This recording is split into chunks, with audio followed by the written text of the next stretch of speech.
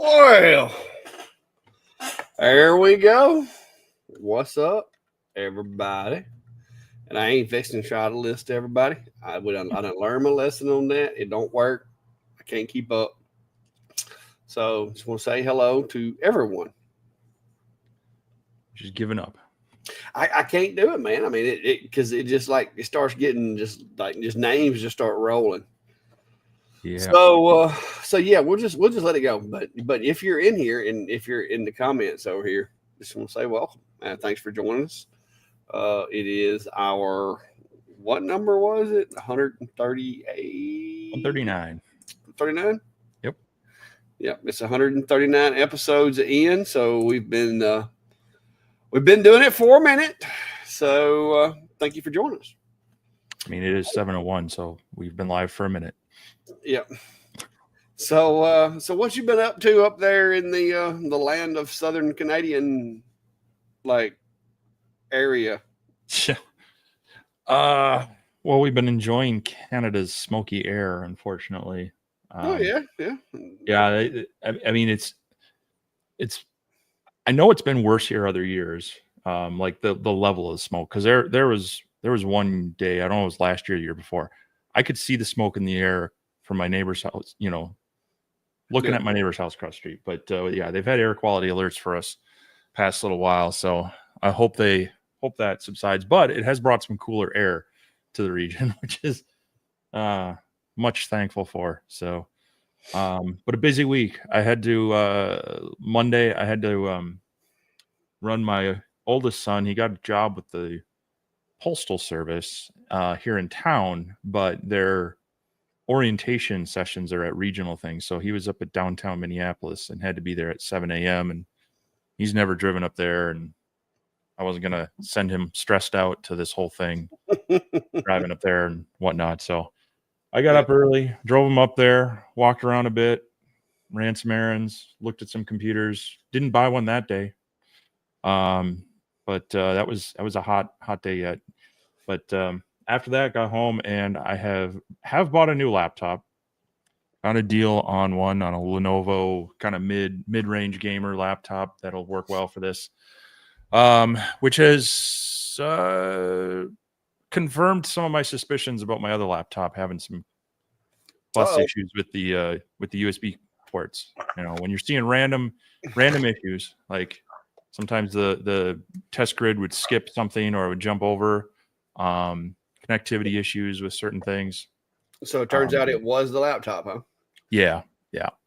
So spent some time getting that set up, but then and I've been testing the OhmTech, the Polar Light. That's 55 watt CO2, and I've run into a couple little quirks with it, but actually it's been working pretty well. Kind of wrapping up most of the tests today. I don't know that there's any more I need to run, so I'll just kind of put all my notes together, try to not, I'll set the clock timer up so I don't talk too much through some of it, but I'm hoping I can get that one out Tuesday. So I got to finish up some of the recording stuff on it, get some B-roll tomorrow, and then I can do some editing tomorrow evening and into Tuesday. So hopefully I'll have that one out. Yeah. Hopefully I'll have that one out, but sneak preview, it's going pretty well. Let's see here. I did do a variety of tests on it. Of course, plywood, it's cutting through pretty well. Here's some 1/4 inch. I think this is some of that cheap plywood from Home Depot. It's just like the sanded blah stuff. But it's cutting through it, 70% power and 21 millimeters a second on that test. So it's doing pretty well there. I did test it on some thicker wood. This is some 1/2 inch poplar. And this was done, I think, in a single pass at, where's my little puck? I think it was, I think I had to go down as, well, that's a problem. It's either 6 or 9. I think you told me 6 when you there you go. 6 millimeters a second to get through a single pass. So this might be one of those where you want to bump it up to 2. So I mean, it is cutting pretty well for that. And then the one that really impressed me was this one, is the slate tile. It's got a really nice contrast to it. It's not that brownish tint that you get with diodes. It's more like the brilliant white that you get with IR. And it's been a while since I've used a CO2 to do any slate tile. So it was kind of a nice surprise to see that again. So anyway, that and more to come with that one. Oh, and I know some people ask about it, so we'll show. Yes, it can cut acrylic and a clear acrylic. This is 1/8 inch, squeaking through at 22 millimeters a second, 100% power. And they do tune the power supply to the tube. So if you're running 100% power, it's running the tube at what should be its 100% power. It's not overdriving it. I did try some 1/4 inch clear. It struggled to get through that, but it did get through at 10 millimeters a second for that. And actually, I don't know if I can get that to show, but it has a pretty nice edge on it. I can get a reflection going and focused. Tricky. Yeah. Okay. So pretty happy with it. It is a budget laser. So no, not a lot of frills. It does have autofocus on it. It has an internal radiator, not an active chiller, but it will bring the water down to ambient temp. And it has an integrated air pump that seems to do okay. So more on that this week. Like I said, hopefully Tuesday I'll have that video out. Right. Cool. Oh, that and I bought a car, so I'm broke. So well, we spent the day this weekend's been I haven't been all that busy, but I've been doing a lot of busy work. And then today we spent most of the day getting the yard shaped up. The robot's doing a great job, but it's not trimming the shrubs, and it's not doing the weed eating and stuff like that. So we got that done today. And then of course Kevin was asking about the fawn that Biscuit wound up finding. And then while we were doing that, we're sitting there trimming bushes and cleaning up the clippings. Biscuit starts barking like something's wrong, and he's the one up there and found himself a phone. And so I can't, he won't leave it. He won't come back to the house and leave it. And it's like up there in the middle of the woods by itself. And so that was a big fiasco, but we wound up, I had to lock Biscuit in the shop, which, as you can tell, he really doesn't mind being in the shop. So I had to lock him in the shop for a little while so that I could take the baby deer back up the hill. And I finally got him to kind of wander back up the hill. And as far as I know, its mom or family or whatever should be back. I'm pretty sure it's going to be the same deer that I've been seeing like right up the hill from the house here lately. I've been seeing them quite a bit. I actually did a little short on it, I think on the other channel a few days ago, where they were up there just hanging out. So I think what happened was they ran off and left the baby laying there. And then Biscuit, just wandered up on it. And he didn't want to leave it alone. He wasn't trying to hurt it, but he wouldn't leave it. Like, he just laid down beside it and would not. Like, he just wouldn't leave it alone. And I'm like, the other deers aren't going to come back with, a big dog laying there by their baby. So we wound up having like I said, trick him into the house and then took him from there and brought him out here in the shop. And then I got the little deer and took it back up the hill and all that. So we got it, we got it worked out. And now he is all tanked and just laying over there, snoozing and chilling out now that he's gotten everybody in an uproar today, running around here with his little deer friend. So it was a mess. It's crazy. It's crazy. I'm telling you, like between the spiders and all the different animals and bugs and stuff that keep showing up, it's just a zoo. Yeah, I was joking about the petting zoo, but it seems to be coming true. Yeah. Jim Hamilton says, talking about computer issues, Lightburn as of yesterday will connect with my UV, but in blue dot. I'm not sure what but in blue dot means. I don't know exactly what that means. Because if it's a UV, then the laser technically is blue. Kind of. It's almost invisible, but when you can see it, it's kind of a whitish blue. Yeah. Brian, I did go to Micro Center and we did look at laptops and desktops there, but I was really tired. I had walked. I was killing time. I had to kill basically 8 hours of time, and I walked I walked all over downtown Minneapolis in the morning, checking out some things, and then I went to the Mall of America and IKEA, because they're right next to each other, and put on like over 18,000 steps in the day. So I went to Micro Center with my son because he also wanted to check it out, and the salesperson was nice and just doing her job, but I was not in the mood, and I was just kind of tired. I kind of just wanted to look at stuff. And I don't know. I mean, I've been in IT for a while. I've worked. I mean, I was building computers back when I was in late high school. Oh, so did you have a Karen moment? Well, no, I was polite about it, but in the back of my mind, I'm like, I was building computers before this person was born. So I'm trying to be polite and just say, thanks. We're just looking at stuff. All right. You're officially old. Yeah, when you start saying stuff like that, you're officially old. One of the laptops that I was looking at there, in deeper looking at it, the power supply was underrated for the gear they had in there. So I didn't go with that one. And then they were suggesting one that was kind of a little above the budget and a little more than I felt I needed. So I came home, did some more looking online, found a good deal. But yeah, I do still need to get a desktop to replace this setup that can also control some of the lasers that I have on the bench and the CNCs. So I'm still looking for deals, but found that deal on the laptop. So went ahead and grabbed it while the grabbing was good. But I still like the store, and the 3D printer guy was kind of nice. He wasn't pushy or annoying. Brian, that's what we were saying earlier today. I was telling my wife, it's like we had biscuits and gravy. I actually got a pretty cool photo of the two of them. Hang on, let me get it. This is there he is. Look at my new friend. He's like looking at me like, can we keep him? Can we keep him? Huh? I'm like, no, we can't keep him.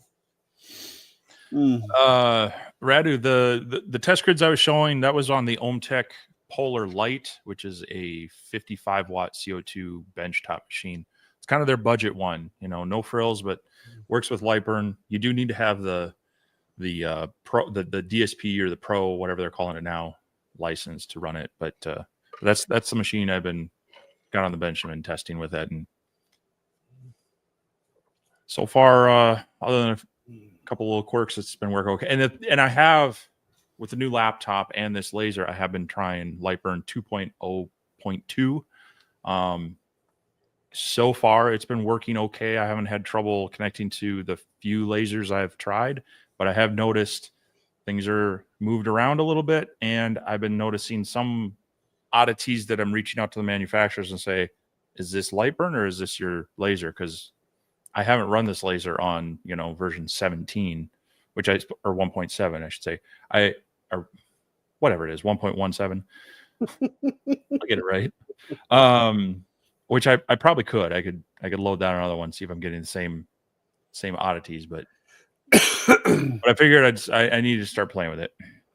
Yeah, I think Jack's got the same thought I have, that you're just getting old and ornery is what it is. No, I mean, like I say, they weren't as bad as the one time I was at Best Buy and the person just outright told me something wrong. Yeah. Big Mike from Florida says he likes Micro Center, but they are commission based, and he finds that they put too much pressure on buying. I didn't know that. I didn't know they were commission based. Yeah, well, yeah, you can tell because they definitely want to give you their card and all this other stuff. Yeah, and I could tell that too because they weren't completely upselling, but they were definitely trying to push to maybe consider some other things, and I'm like, Yeah, David agrees with me. So you're officially old. So I mentioned buying a car, and I've been putting this off as long as I could. But now that my oldest is working full time but living at home, I was like, all right, I'm tired of shuffling him around. So, and my wife's car was over 10 years old, and so it was cheaper to have him take over that car and get her something new. And we kind of settled on the CRVs and wanted to look at some of them. And when we were talking with the salesman, he mentioned, he's like, he needed me to sign something. He's like, well, here you go. I don't get any cool pens, but so I have to steal them from other places. So I took that as an opportunity. So we had to run home and do some stuff. And when I came back, I brought him a couple of customized pens with their dealer name and his name and number on there. And so, yeah. I mean, it didn't take long. I just used the UV printer and some of these silicone pens. This is one I've used for tests. I don't even remember what those cost. I bought a bundle of like 50 of them, and I'll usually spit out a couple of them. But I mean, just you never know when something like that will drum up some business. Oh yeah. So we're gonna have to add some days to your calendar. Oh no, we're both on the same page with it. Like I said, I've been a little nervous, because it's like it's a big deal, but we're on the same page. We're still steaming along. I've got 59 days remaining, I guess you could say, which technically most of those are weekends at this point, because I'm taking off on Fridays now. So it's like out of those 59 days, I don't have to work too many of them because I'm only working like 4 days a week now. I'm on that downhill slide. I mean, have you actually calculated the number of days you're actually going to work at this point? I haven't. I mean, I could look at a calendar right quick. It's probably something like 25 or something like that between your Fridays off and weekends. I figure every 7 days. All right, let me do some math here. See if I can math today, because don't hurt yourself. So I got 59. I got 59 total days. All right. I'm going to divide that by 7. That's going to give me the number of weeks remaining, which is 8.4. All right. Out of those weeks, I'm going to work 4 days a week. So times 4 equals roughly 33 days. And I do know that we have one more holiday coming up. Was it a Labor Day or something? Yeah. Yeah. So that'll be 32. So you're looking at about 32 days of actually going to the place. If I don't take any more sick or vacation, it should be roughly 32 days. Well, I know it's great, isn't it? Isn't that fun? Isn't that great? I'd have to look, but I'm coming up on my 25th work anniversary. Well, there you go. The only thing I get out of that is an extra hour of paid time off earned every pay period. So yeah. Well, right now I'm taking Fridays off. Extra half hour. Yeah, I've got like 90 hours more sick time than what they're going to pay me for. So I've been having to take some Fridays off for, mental stability. And so the cool thing is, though, is every pay period, like I'm accruing half of what I'm taking, like every pay period. So it's going to take me a little while to burn this 90 hours down, because I got like 8 more weeks left. So, hopefully I'll have it right there at that threshold when I get ready to retire, because they're only going to pay me out for 600 hours. And I'm going to contribute that to like a little 401k type thing as I exit. They're going to just basically take that money and cash it out and put it in there for me to keep from having to pay taxes on it, because I don't want to pay taxes on the money when I could, just have it as like another backup in case I get, down the road and I get in a bind and need a little bit more retirement. I can go ahead and start drawing from that too. Sure. So, and I've got another little supplemental that I'm not going to be able to draw until I turn 52 because of my age. They won't let me draw it until I turn 52 is the earliest. So yeah, it's going to be here before you know it. And like I said, hopefully things will work the way that I want them to. And, just keep working in the shop, building it up, doing more, and hopefully even carve out a little free time, have a little fun. Yeah, it's important too. So, seeing in the comments, Dwayne Aldrich is getting ready for a couple big back-to-back craft shows the next 2 weekends, and cool. I mean, I know there's a lot throughout the summer, but it does feel like fall time. They kind of kick up again. I was just say the fall ones I think are better. Yeah, when it's just a little bit of nip in the air, not a lot. You don't want it like when it's cold. Right. But when it gets down to where it's a little bit of nip in the air, people seem to be more apt to get out and walk around and be in the, in those venues. Well, and they're starting to think about, all the Halloween, Thanksgiving, Christmas, Yeah. all that stuff. They're thinking about decorations and gifts and such. And like you say, it's far more comfortable to Yeah. be out during that, both as a vendor and as an attendee or a customer. So hopefully go well for you and others. Hopefully, if that's what you're looking to do, that they're successful for you as well. One thing I'm going to try to pull together is, another thing right now is back to school stuff. So both my mom and my grandmother were public school teachers. And so, that's always, education and I work in higher ed. So education's kind of runs in the gene pool, I guess. So there's always some fun things that you can think of for everybody from, preschoolers on up to college. And so I'm going to try to put together maybe an idea list with some materials and put that out there. Hopefully in the next couple of weeks. So sparks maybe some creativity, but love to hear other people's ideas as well, some feedback from that. Yeah, we've got school around here starts back on was it this coming up Friday? So yeah. So and so far the only, because I don't advertise a whole lot for doing back to school stuff right now. But I had some folks reach out wanting some custom, what is it, Awala water bottles, I think is what is apparently was popular right now. So even my daughter wanted one. So I'm like, wait a minute, is this a thing? Are these water bottles something I need to know about? And apparently it is, because they're basically stainless steel water bottles, but they have like a pop top instead of being like a tumbler, it's a pop top water bottle. And so I'm gonna be looking into that and see if that's because I think that's an upcoming, like that's gonna be the next Stanley for these kids, Yeah, so, I've heard of them. I don't know that I've seen too many of them out there, but then again, I don't. Yeah, you don't pay attention until someone really asks you about it, I guess, But I still haven't got me a good CO2 machine for doing those things, and that is what I'm after. I want me a good CO2 machine to do them. I've really saw that thing that one laser showed the other day. That I think it was Steven or one of them had on their channel. That thing. That would be nice if I could get my hands on one of those. Yeah. So I didn't get a rotary with the OhmTech Polar Light, but I did run a smaller one on there. Yes, they've done a good job on the Engraver, especially considering that you basically would you split the focus. Yeah, this was just laying flat. So this is, it's maybe 1.25 inches to 1.5 inches wide by tall.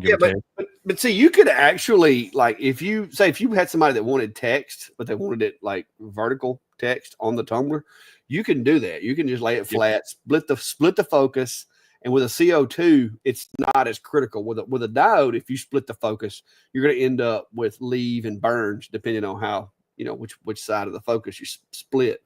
But with the CO2s, man, they seem to be a lot more forgiving when you're defocusing them or splitting the focus like on something like that, because it won't burn the stainless like the diodes will.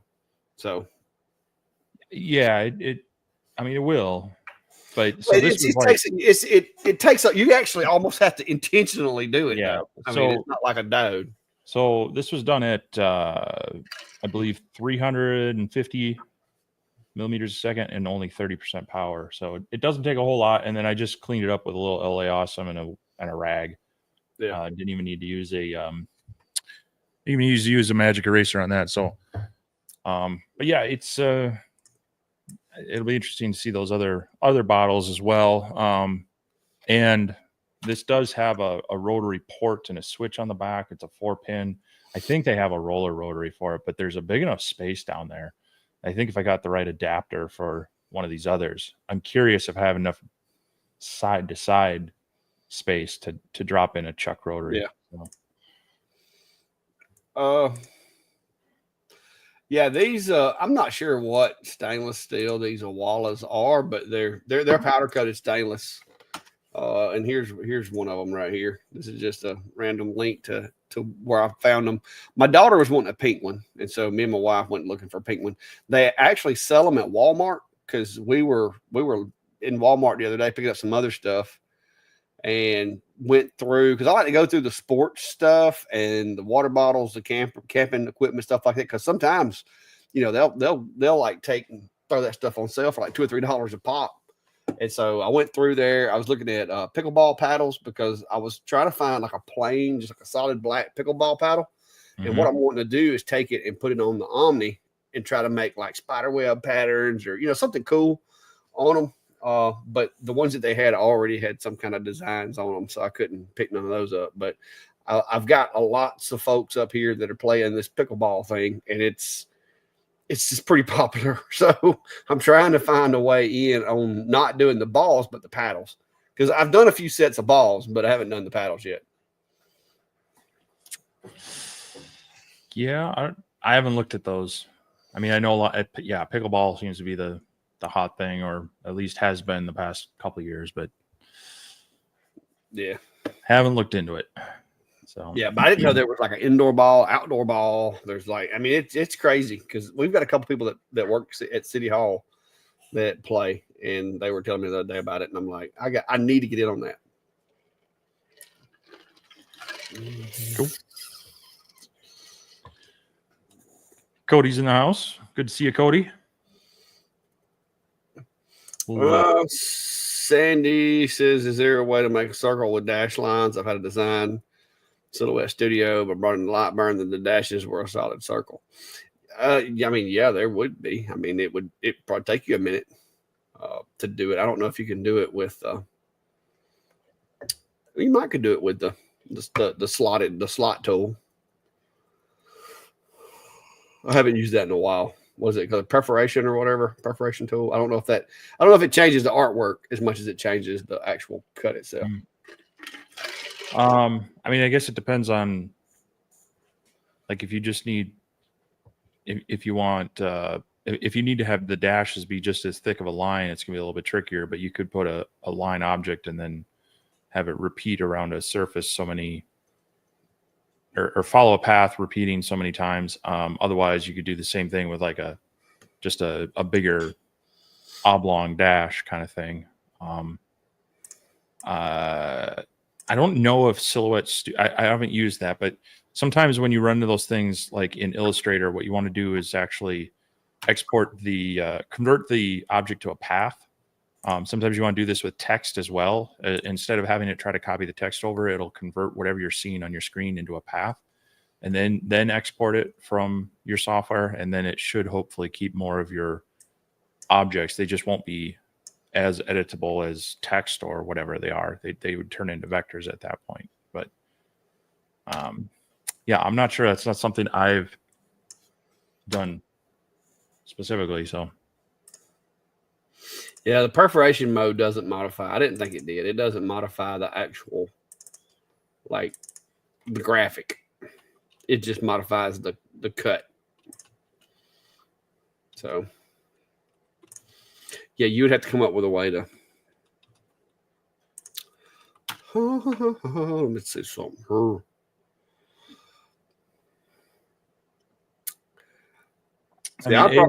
AI is saying to do what you were talking is enable perforation mode and then adjust the cut and skip values. Well, I did that, but it didn't change the actual image. Because I've got it set to skip. Can you see it in preview? Yeah, but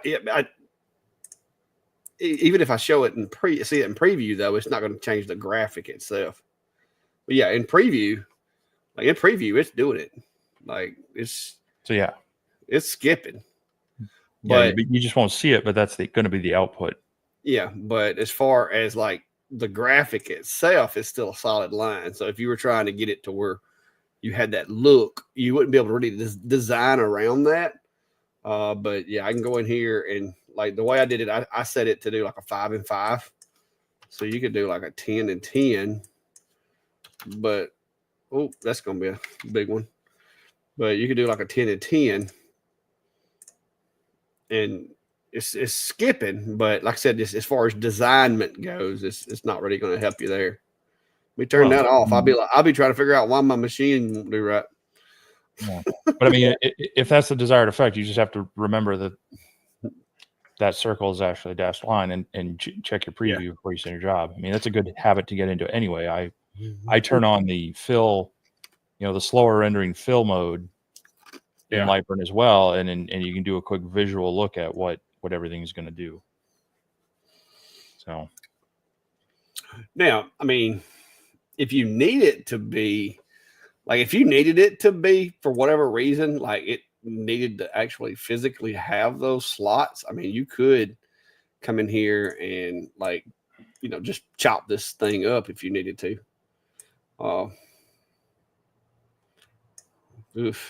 Yeah, that would it's going to take a minute though, because you're going to have to line everything up, and then you got to cut this and rotate. I mean, it would be an undertaking doing it that way. I would probably, for something like that, like you said, I would probably go design it in some other software or have AI generate it for me, and then bring it in and trace it and go from there. That would probably be the quickest way to just get it done. Because I don't know of a tool, not for circular. You could no, because even if you did a dash, it's going to rotate it, but it's not going to make it circular. Don't know. Good question, though. Santa's Laser Engraving said they received their Monport GI 30-watt MOPA, have it assembled, and the head has a lot of play, it seems, instead of solid mounted. Which one is that? The GI 30? I don't think I got the GA. So I don't have a Monport fiber. I have a couple of com markers. And so their original B4 was very stout and very solid, but their B6 with the autofocus and the lighter weight, there is a little bit of play in there. So I guess it depends. Now, that doesn't really affect it as it's operating it, but my concern is if you're setting up a jig and you bump the head or move things around, is it really going to lock into that plane, or is it going to be off a little bit? So, but I haven't noticed once it's set up and operating, it doesn't seem to affect it. But that would be my concern, is repeatability 2 days down the road with the same jigger fixture. So I'm not seeing a GI. I see the GA, the GM, and the GM Pro. I know they did have a GI. Maybe they discontinued it. Yeah, because there's the GI. What in the world? And I click on it, and it takes me to nowhere. Huh? That's odd. Bought the last one. Yeah, the GI looks a lot like the com marker as far as the way that everything's built. It's kind of odd with those. I'm kind of surprised that any of those, because they all basically use the same frame. You may want to make sure that the screws aren't loose somewhere, or make sure everything's seated properly, because I know a lot of the machines, you have the mast will be sitting there, and then you'll have like 4 screws that hold the laser head onto the mast, and make sure all those screws are tight, because I mean they all basically use the same bodies, so it should be fairly easy to, because the Monport GI, it looks a lot like the other ones. So I don't know. I'd have to look at it, but I would definitely go around it and make sure that you don't have a loose bolt somewhere, because the nature of the way that they're built, there shouldn't be a lot of slack in it. Yeah, there shouldn't be, but like I say, in my B6 series from Commarker, there is. Yeah, it's not something I'd pick up by the head. That one's tight. Yeah, none of mine are loose, so I don't know.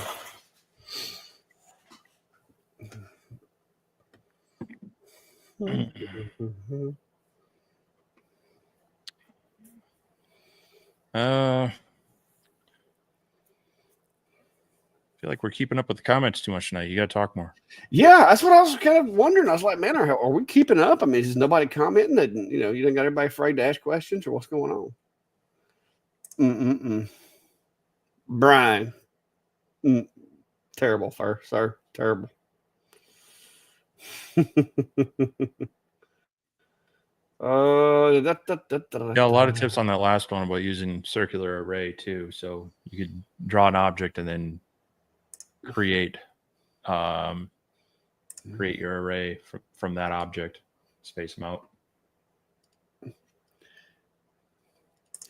Yeah, I mean, I get that, but I don't know that that's gonna. I don't know if that's the desired like shape. I don't know that you can do. Like if you just want to do squares and have them in a circular pattern, then yes. But if you're wanting the shape to actually be circular, I don't know how well that's gonna. I don't know how that's gonna work. Well, I mean, the way to get them circular is to use the perforation option, or you'd have to create an arc, know the size of it and the radius, and get it exact. But I mean, it just depends on how exacting this design needs to be and such. So there's a few different ways to try to replicate it. Yeah.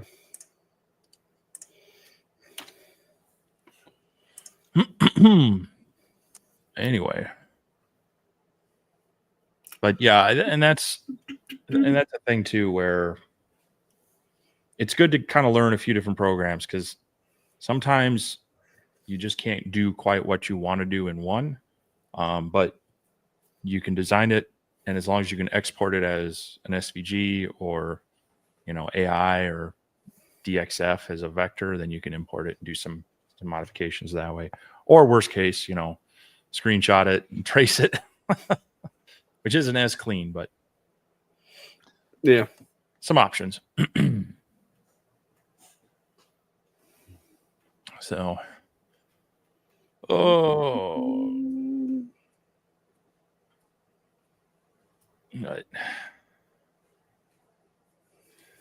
yeah, I mean, double check your screws. I think someone mentioned possibly even shimming it if there's play between the tower and the base.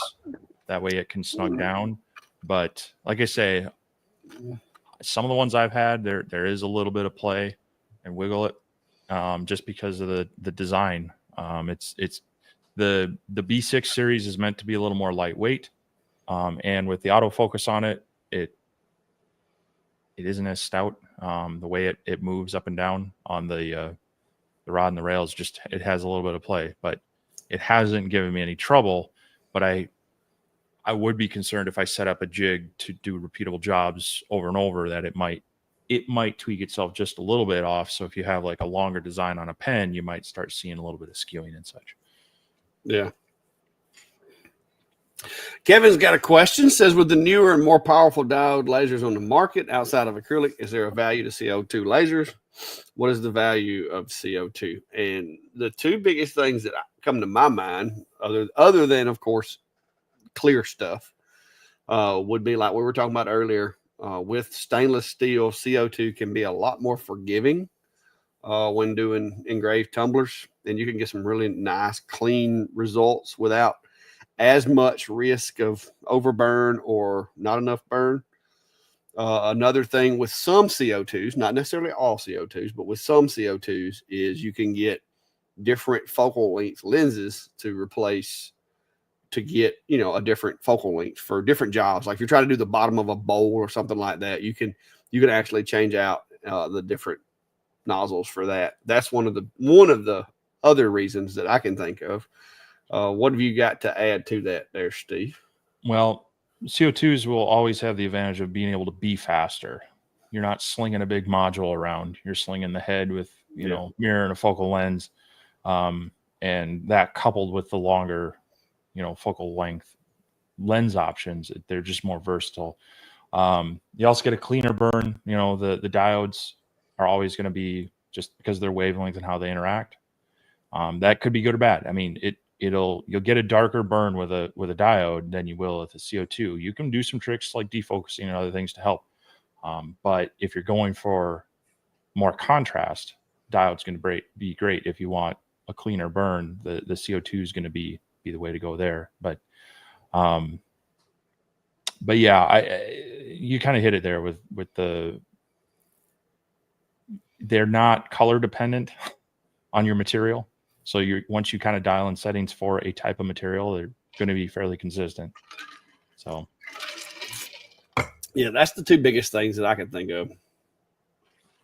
James has a question. Have either of you used a conveyor for the P2 or the S1? And my answer is I have neither. But the reason I have neither is because I told them do not send me that because I didn't.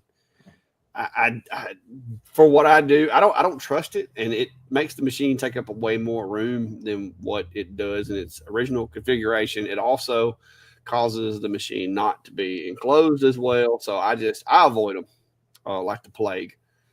Have you've got a couple of them? Have you used them, the P2 or the S1? no, the one that I got was for the P2, and I haven't cracked the seal on the boxes because I'm with you there. I mean, it takes up too much space to set up, and now I can't vent it the way I want to because I would have to like basically set it up on my assembly table back here and then try to wheel that over close enough to my vent system.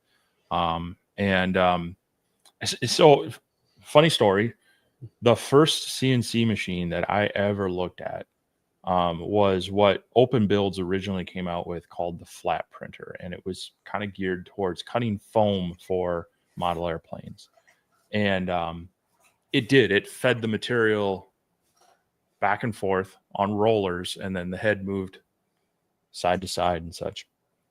And while interesting, I was strongly discouraged from pursuing that as a machine just because of the hassles you get with feeding the material through. Same things that you said, you end up with more of an open area and then the space. I'm just not a fan of them. If I had my choice, I would want more of a sling bed style because at least your material is kind of locked down to the bed. But yeah, no, they're not something I really want us to troubleshoot and work with. So yeah, and if you think about it, technically, it to do those conveyors, it takes up more room than it would if you just had a machine with that size workbed. Because with like if you had a machine big enough to do this phone, all right, that's how big it would be. But if you had a smaller machine with a conveyor, now the phone's got to go all the way from here all the way to here. So technically, and the thing is just sticking out from the front or the back. It's not like it goes right to left. You know what I mean? And most of us approach our machines from the front, kind of like this new thing. And I know you're a Onefinity guy, but it's kind of like this new thing Onefinity came out with. There's going to be a very select group of people that's going to want that attachment, in my opinion, because I couldn't put that on my machine. My machine, I'd have to move my machine out into the middle of the floor in order to use that. And not only that is when I'm changing my bits and stuff, how am I going to change my bits? Well, this thing shoved out the front. So it's a very limited case use, I think. And I'm not looking to get that myself, but counterpoint on that one. The Onefinity, the nice thing there is it's an easy upgrade from their existing machine. And it still has the moving gantry, so it kind of works in tandem with the sling bed. So it's not quite the same needing that full distance because the gantry can move as well as the bed. So it doesn't, it technically, I think, would take up less space than your typical 4x8 machine. And you can upgrade into it because your gantry is going to still be able to move the 4 feet. As long as you're not moving the bed, I guess it would take up less room. But when it's operating as an 8-foot machine, it's got to have 8 foot of travel. Right, but the gantry can also move, so you don't have to move the whole bed. Yeah, 2 things are moving, so it's like 2/3 of the distance. Yeah. So I mean, again, not my style thing, but yeah. It is nice that it is an upgrade. If somebody done a lot of 8-foot stuff and they didn't want to invest in a whole new machine and they had the room, that's going to be where I think that the roadblock is going to be is, do you have the room to fit it in there? Because I've seen a lot of these guys' shops, kind of like yours and mine. There's not a whole lot of extra room. I don't have a need for that big of a machine, but if I did, I mean, maybe that would be a better alternative than getting an 8-foot machine. Because, you could just kind of disable it temporarily and just back it up against the wall and run it in 4x4. Because from what I'm understanding, you're going to have the option when you output the job to do it as a 4 foot by 4 foot or 4 foot by 8 foot tile. Basically, it's just doing auto tiling. So yeah, like I said, I think that there will be some people that will like it, but then there's going to be other people, especially if you're getting into it. I don't think you're going to see anybody buy that specifically to have an 8 foot machine. No. But like you said, it's going to be guys upgrading what they've already got. So, but from my understanding, I don't think it's going to work with the older controllers though. You're going to have that new controller from Redline, right? I honestly haven't looked that deep into it because it isn't something I would add to my shop. Yeah. So. Yeah, I hadn't. I saw it. It's innovative. I'll give them that. They're trying to innovate. I like that. But I just don't know that it's functional for what I would be doing. Rob says my Lasermatic has started making a little bit of a squeal when I home it, and there's a maintenance that I need to do on the gantry and the rails. They do need cleaning and maybe a little machine oil or some grease. I like using the old 2-in-1 or was it 4-in-1 machine oil for sewing machines and stuff because it's really thin oil. It stays in place. It doesn't collect a whole lot of dust, and it'll penetrate into the like because there's bearings in those little rollers. Even in the Lasermatic, there's bearings in those rollers that roll on those pins. Yeah, that's it. 3-in-1 right there. So yeah, probably wouldn't hurt to oil it a little bit because if you've got bearings getting dry, then you're going to get a little bit of a squeal. Cody says you do not need the Redline controller for it. Oh, you don't? Okay. Yeah, because I guess if it's in the post processor set up as a tile, then it's just going to look at it as a tile, I guess. I don't know. I mean, it's cool and all, but not. Like I said, I've only used the 4 foot that I got over there, like on 3 jobs since I've had that machine. Everything else, I probably could have got away with a 2 foot by 4 foot. Now, when you need it, it's good to have. Don't get me wrong. But the other 363 days of the year, it's a lot of space. David Grant is asking, I'm thinking about going for the X-Tool F2 Ultra. Any thoughts? And I know we've talked about this a little bit when they were kind of announcing the launch. My thoughts on it are as a 60-watt MOPA, if you need a bigger working area and you like working in XCS, I think, yes, it's something I would consider. I don't know that I would opt for the option with the 40-watt blue diode because it's a pretty hefty upgrade to get the dual one. At that point, I would probably be looking at a standalone machine separate from that because you can get more laser. I mean, it's like 1,200 or more, I think, for the upgrade to the dual machine. You'd have dual machines. You could run more things at once. You wouldn't be worried so much about the mixing of the two as far as are you using the right settings and such. And you don't need a 40-watt diode to engrave stuff, and it's not going to be that great at cutting because you don't have air assist and it's slinging that beam around. It's going to be angled cuts. So my thoughts on it are, if you're wanting a larger working area just on the 60-watt MOPA, yeah, it's something to consider in that range. But outside of that, I don't know that I'm too excited about the dual. Now, if they had one that maybe had a 10-watt blue, that was maybe a few $100s more. Yeah, like a $300 add-on or something, you know. Yeah, but I just feel like for the price of that upgrade, I would go with this. I would just go separate at that point. So yeah, probably. For some people, they maybe it's a space issue or they're wanting to take one laser to an event or things like that. Sure, but if you've got the room for the money, I would separate the two. Yeah, I agree because you're not going to be doing a lot of cutting with a Galvo, especially that big of a work area. Like you said, you're going to be cutting 45-degree angles on the edges. So cutting is not really a thing because you have no air assist and you've got a 45-degree angle on your cuts. So you'd probably be better off buy that if you wanted the Galvo, if you wanted the fiber, and then just like go get yourself a S1. That's a good 40-watt blue diode that is very useful on other things as well. The only thing I could think of is if you did a lot of tumblers, maybe the blue 40-watt blue might come in handy. But you could also, the settings you could also do with the MOPA, but you're going to have to be careful because if not, you're going to end up, interacting with the metal on the tumblers. So, but yeah, the machine basically looks like a reinvented F1 Ultra, which, I mean, basically is what it is F2. But yeah, like Steve said, the 40-watt and the 60-watt MOPA together, that is a very hefty price tag unless you have a specific use for it that you need that 40-watt blue. Now, that's a really good deal for a 60-watt MOPA. It's a $1,500 difference. Yeah. Yeah, and you can get an S. How much is the S1 right now? Well, for a 40, I don't know. Depends. That's $2,000. Well, it's not too god awful much more. Yeah. But yeah.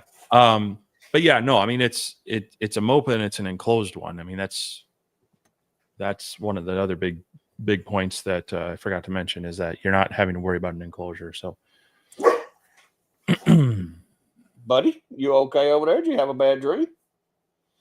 He just woke up and barked. Lance is asking, is there a way to frame in XCS on a P2? I'm having to make educated guess on placing materials. If you're using a P2, the camera's pretty dead on as long as you have the thickness set. And if you really want it to be dead on, use the close capture, the little small box, and take a picture of the corner of the material and use that for alignment, because the P2 is very, the camera is very accurate. Now, as far as I know, there's no way to frame. The P2S, I think, has a red dot. Maybe they added it in that machine. But the P2, what are you barking about? The P2, from my knowledge, I haven't found a way to frame with it. Yeah, I haven't either. You go back to sleep. No, he's just sitting over just randomly barking. It's like, what are you barking about? He's tired of being in there all day. Well, he wasn't happy earlier when I locked him in. I went up and let him out because he was trying to go through the cat door. So and Brett's in here, and he says he's got a GI60 from Onport, and he does have some play, and the scan head hasn't affected anything he's done with the laser. So he said he'll try to go check out the video and see if he can. Is it in the scan? Is it in the scan head, like this region? Yeah, mine doesn't have any slack there either. Zentero mentions a Reno 45 watt is priced similar to a 40 watt diode. I'm thinking about getting that one. Yeah, so I've got the 45 Pro, and it's a pretty decent kind of benchtop entry level laser. I mean, you can get about the only thing cheaper than that's like the K40 M40 series, and I would just stay away from those. Now the 45 Pro works natively with Lightburn, but you need the DSP. I've heard that the original 45 you can get working with the core version of Lightburn or the original like diode one. I can't verify that for you. I don't have it and I haven't tested with it. I do have a couple videos out on the Pro, which is going to have basically the same capabilities, although it's just a little bit faster. I think its top speed's like a little bit faster than the original one, but your overall power and whatnot are going to be basically the same. And I did a video as well on upgrading the air assist on it, which I felt was kind of needed to be done outside of the internal one. But it is an okay laser for a budget one. The other thing though, that depending on which, I mean, if you're looking at just the pure Reno 45 non-pro version, yeah, I think it's like $1,000. If you're looking at the Pro, you may want to hold your breath and wait. Like I said earlier in the show, I've got the Monport or the OhmTech Polar Light 55 watt, which is a little bit bigger in working area and a little more power. and it's only, I think it's $1,800. So the Reno Pro is around $1,600, give or take. And so this one might give it a run for the money with the camera and whatnot, but for a very low budget CO2 laser, that those Reno seem to be decent, but that's just going off my experience with the 145 Pro that I've been using down in the basement. Yeah, I can't speak to either one of those. I haven't gotten hands on either one of them yet. Don't get the Mega. I can speak to that one. Do not get the Mega. I hate it. They just released new software for it. I hate it because there's some things about that Mega that could rock. I have even considered like trying to tear it apart, put a different controller in it, and put it back together and see if I can make it better. But I'm like, it's not going to help anybody else if I do that, other than, you know, the people that want to actually do that. But for what that machine costs, you don't want to buy it and then start taking it apart and messing with it. But basically, I have to LS swap the thing to get, because the box, the size of the bed, a lot of the things about it were pretty nice, but the controllers just, I don't know. I keep hoping they're going to come out with like a version 2 and maybe fix that. I don't know. But I'm not holding my breath. Boomer says, I have a 40-watt atom stack blue diode and a 2-watt IR module. Which would you use to mark brass? I also have marking spray for the blue diode, but not sure how it would look on brass. I don't do a whole lot of marking brass, but I will tell you, if you're just wanting to mark it, the spray is going to be easiest. What say you there, Steve? Brass is fickle, and it dissipates heat really well. So even with the marking spray, you might have to do a bit of trial and error to get it right. But if you want a dark look to it, you're definitely going to need to use that marking spray. The IR module maybe turn it a little bit whitish, or like a brushed look, but it's not going to give you a real high contrast look on the brass. So I would definitely go with the marking spray. A 40 watts, at least going to give you some more power to work with, but just know that brass it's one of the more difficult metals to work with and mark well with. I mean, the fibers do it all right, or a high powered CO2 will apply that marking spray pretty well. Yeah, even with the fibers. I haven't gotten any sharp blacks yet. I've got some really darks, but I haven't got any sharp, like, you know, well-defined blacks out of it. Yeah, I feel like if you want black, you really got to go with the marking spray. I mean, even on stainless steel, it's always got that kind of reddish, brownish tinge to it. Yeah. Not Bored Woodworking says, I've got 3 more fall craft fairs coming up. Try to justify a fair laser like the F1. Says, Dave, have you made enough money just at personalization to pay off a $1,200 laser in just a few shows? If you're only wanting it just for events and that's all you do, unless you're doing a lot of them or you have really good success at them, it's going to take you a little while to burn enough stuff to get the $1,200 back completely. Now, if you have a case use for it in your shop to where you can use it in your shop, and then when you go to shows, you take it with you, I think it's easier to justify that way. Because some shows you're going to do really good, some maybe not. And like I said, I don't concentrate as much on the cash in hand from shows as I do the exposure, the advertisement, the follow-up jobs, the contacts made, those type of things. So as far as like real money, leaving with a fistful of hundreds, it's not always the case. Sometimes you do really well. I had one event that I went to that I probably come close to that. Just on like dog tags and pet tags and stuff like that, I probably came close. But it was one event out of 4 or 5. So I would say come up with other ways that you need the machine if you're trying to justify that much money for events. Maybe instead of using that machine, maybe you just need to get yourself, like a $300 machine or something like that, something a little more affordable. Kind of like the little algo laser, the little Pixie. That machine's only like $300. yes, it's not as good as an F1 as far as speed and stuff, but it's, you know, it's cheaper. What are you going to say? You look at, I think you're looking at that new X Tool Lite, aren't you?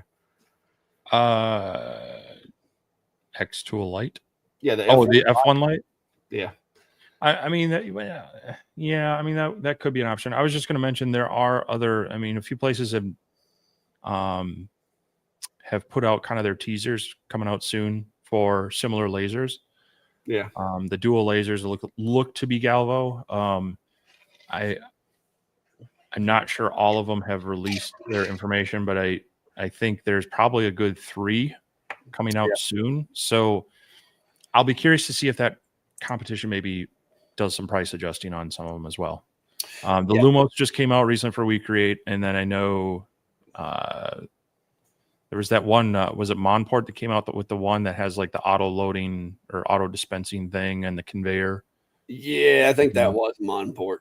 But I think there's others coming from a couple other manufacturers that I think I don't want to say because I know a couple of them are maybe NDA. So I haven't received any NDAs on any, but I know there is at least one supposedly heading this way, but they haven't told me when I could talk about it or nothing. So yeah, I'm hoping that helps drive some competition and the price down on such.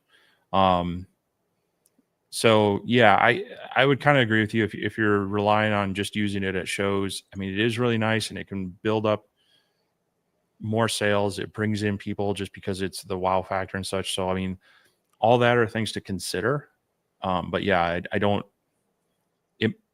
When you're talking about keychains and dog tags and things like that, those aren't big ticket items, but you can do a lot of them quickly. So yeah. Yeah, I don't know that I would, like I said, some folks' markets pay better than what I generally do at them. And like I said, but I don't know that I would buy that solely for that purpose. Like I said, if you can come up with a way that you can use it in your shop and use it on the road, then sure, go ahead. But I don't know that I would. That's a big investment unless you've made it. Like I said, if you can make that money, like let's say you just start putting money back from your business on jobs that you do, it really doesn't matter if this is a tool that adds some type of ability to your shop. Let's say you don't have a Galvo or you don't have an IR right now, and this is going to bring something to the table other than just events. If you can make the money and buy it, then go for it. You know, and that's a lot of times that's what I do. When I bought that big Shapoco over there, my wife was like, "Why are you? You know, what do you need this machine for?" And I was like, "Well, it's going to add something to a capability to my shop that I don't have right now because I can do 4 foot by 4 foot stuff. I can do 4 foot circles if I need to, you know, up until I got it, I had no way of doing that. So if the purchase is going to add some capability to your business as well as being able to take it to events, then maybe it's justifiable, but just do your due diligence. Now, if you're having to, you know, put it on a credit card or something like that, I would not recommend it. You need to, you know, it needs to be one of those things that you buy in the rears. Like you need to make the money, like using your other tools or whatever, and then buy it that way. That would be my advice. Like I said, I've not always been the most financially sound, but because of my business, I've made pretty good decisions. And I would say, you know, if you can save up the money, you know, using your other, you know, open frame lasers or your CO2s and save up the money to buy it, then heck yeah, go for it. But I see my wife made a comment. Said, given enough time, I can justify about any purchase. Okay. Sure.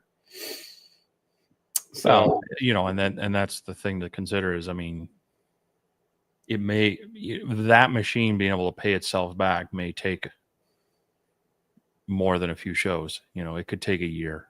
But that's something you got to put into your whole thought process and decision making. There is are you okay with that? Does it need to recoup its whole cost, or does it just, you know, in some of these things, like you were saying, you don't necessarily go to an event to expect to, you know, be rolling in hundreds when you come back, but hopefully your exposure and looking at it as advertising dollars, you know, because we all have to advertise ourselves somehow through time spent, dollars spent, whatever.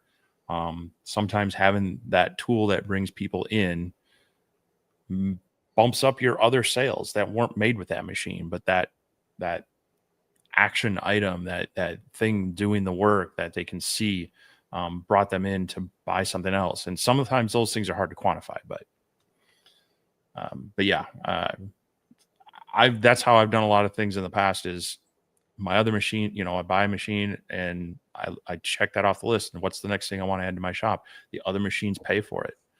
And then hopefully that just gets added to the pool. I don't always keep an accurate accounting of this specific machine brought in X number of dollars. It's just that, you know, I have a list of priorities of things I think will help my shop do what I want it to do. And then I put everything else to work making it happen. So, and that was kind of it with my open build CNC machine. That paid for a lot of the machines in my shop, you know, upgraded table saw and bandsaw and all that. So.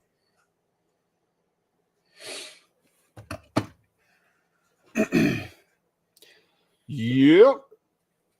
And like I said, I have done the same. my wife will attest to that. I you know, like I said, I try to make sure that it's a justifiable expense, but you know, sometimes you just got to go for it. Brett, thank you for enjoying the video. As far as the rest of that, I don't know about all that, but I'm glad you liked it. Brandy actually brought it up and was like, she thought it might be something that folks didn't know about me or might want to know or whatever. And so it's kind of her idea. I had been kicking a can around about doing something similar to that. I just couldn't quite get it to come together. And I had actually sat in front of a camera probably 3 different times and tried to put it together. And it just didn't flow. It didn't work. And so I just kept canning it until the other day. I finally got around to doing it. I don't know if you've looked at this one, but TJ Michael is asking about thoughts on the Comarker Titan 100-watt MOPA for small business just starting out. Well, if you are a gunsmith or if you deal strictly with metals, maybe it is. But 100-watt MOPA is a very like to need that much power in a MOPA. Your primary source of income is more likely going to be metals, because you don't need a 100-watt MOPA to do plastics or any kind of like PLA stuff like that. If you're going after the 100-watt MOPA, you're targeting metals, in my opinion. I don't do that much metal. I do use the MOPAs occasionally for knife blades or, you know, maybe some like metal magazines or something like that. I don't do a whole lot with like steel serialized parts. If anything, I do like accessories, like add-on accessories for people sometimes, because there's some legalities involved with keeping them overnight, blah, blah, blah. So there's that whole thing that you got to deal with the ATF on. And secondly, those things can get very expensive. So if it's an add-on part that's, you know, anodized aluminum or powder coated aluminum or something like that, maybe I might do it then, but I don't do a lot with actual metals. I have serialized a couple of parts that were kind of in construction, and I got a friend of mine that builds them, and he's like, hey, can you get down to, you know, regulation depth on this thing? And so I did some testing and I could. And so we serialized some lowers that were being built and stuff like that. But that's not something I do every day. So I don't know that if I were trying to go for a MOPA, I don't know that I'd get 100-watt unless that's something that you're looking at getting into, is the FFL stuff. That's just me. A 60 is plenty to do most everything else, unless you're just in a big hurry. I mean, the counterpoint to that would be is if you're trying to do it as a business, time is money, and the power is going to generally accelerate. You know, if he's going deep into metal, deep into stone, things like that, that's where you're not going to be sitting there waiting as long. Oh, yeah. But yeah, I would agree with most of that. I mean, you are looking at a pretty specific thing. So hopefully you've already I mean, if it's a small business just starting out, you're already kind of going down this path of you're looking at metal customization type things, because that's going to be a bit of an investment, and it's going to kind of key you into mostly working with that. So,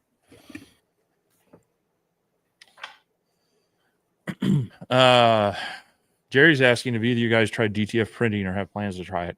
I've worked with DTF transfers, the fabric ones, and then technically the Eufy does some DTF decals with the UV stickers. They're less flexible, but I haven't worked with a printer to create my own fabric DTF logos. I do some work with it, not enough to justify the space to set up one of these machines for the occasional work.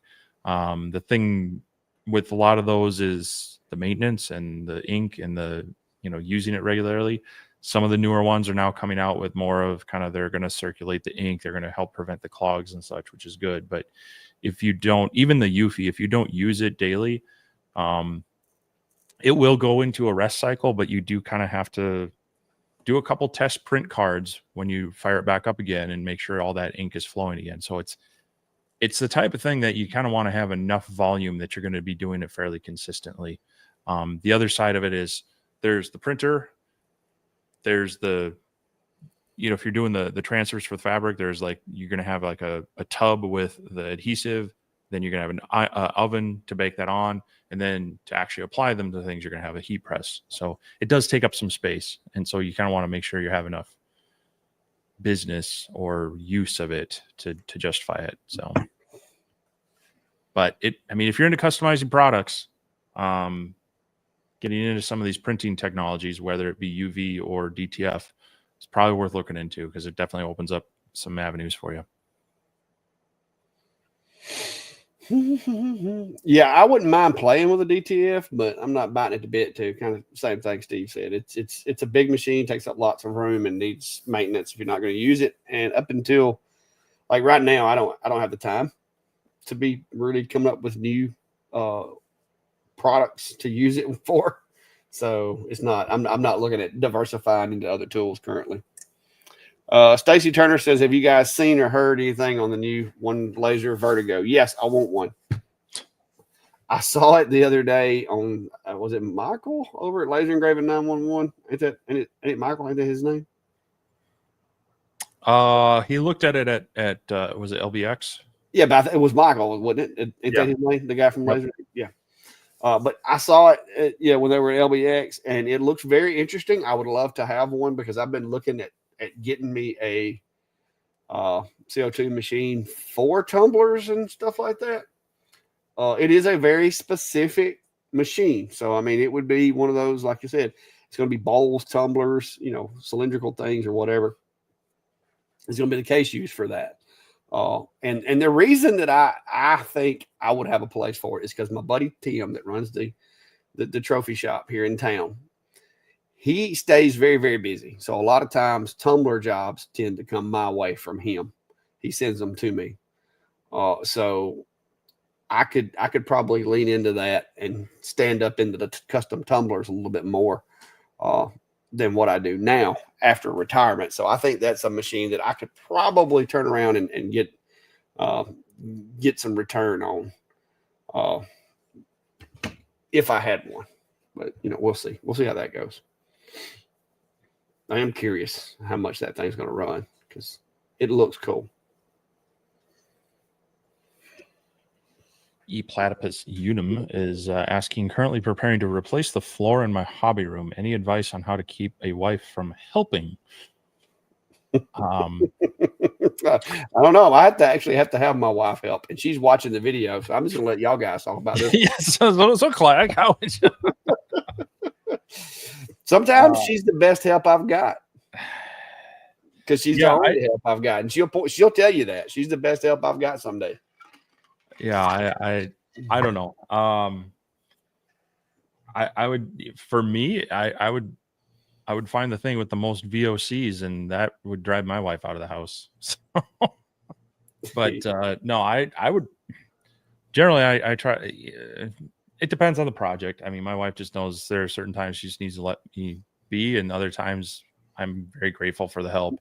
So, but no, there, I kind of just I joke about that, but just going back to my model aviation days, and when I didn't have this workshop out here, I was just working in the basement, and I forget what I was using, but there was some sort of it was a solvent or something I was using, and it was just permeating through the house, and yeah, she couldn't take it, and so she made me fumigate the house for a couple hours while she went out and did something else. So, but yeah. David Allen's wondering what will be a go-to rotary right now. That depends on your machine and your budget. It says diode laser right below that. Diode. Okay. I'm still nobody has dethroned the Atom Stack, the old school Atom Stack R2. I think that's what it was called. Nobody has dethroned it, in my opinion. It's still a beast. That's. I mean, I like my RA2 Pro for 4X tool stuff, but anything outside X, I'm not going to use it on another machine other than an X tool. Like, it's going to be strictly for my X tool machines only. Yeah, I mean, unless your budget is unlimited and you want to spend $1,000 on a rotary. Yeah.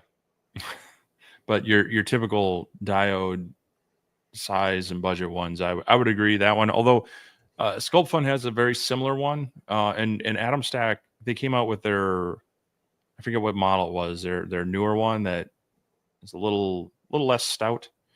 So yeah, but there a lot of them are fairly similar at this point, but chuck style is preferred. I prefer the ones without the add-on rollers because I just don't use those. Anything that I can use the rollers on, I can usually use the chuck on. I'm not doing things that big that the chucks don't fit onto. So I would agree. The Atom Stack one, as a matter of fact, going right up here. Well, I'm not gonna pull anything else down. There we go. Yeah, that's it. It comes in black also. So yeah, this was when they had that Maker line. They just relabeled it Atom Stack Maker, but it is the R1. See, it even says it on the bottom there, R1. Yeah. So, but this, you don't necessarily need the rollers, just the chuck style one.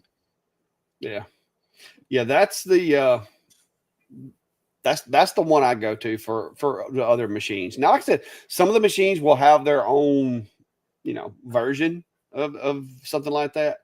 But if I had to pick one to use on one of these diode machines, that one would be it.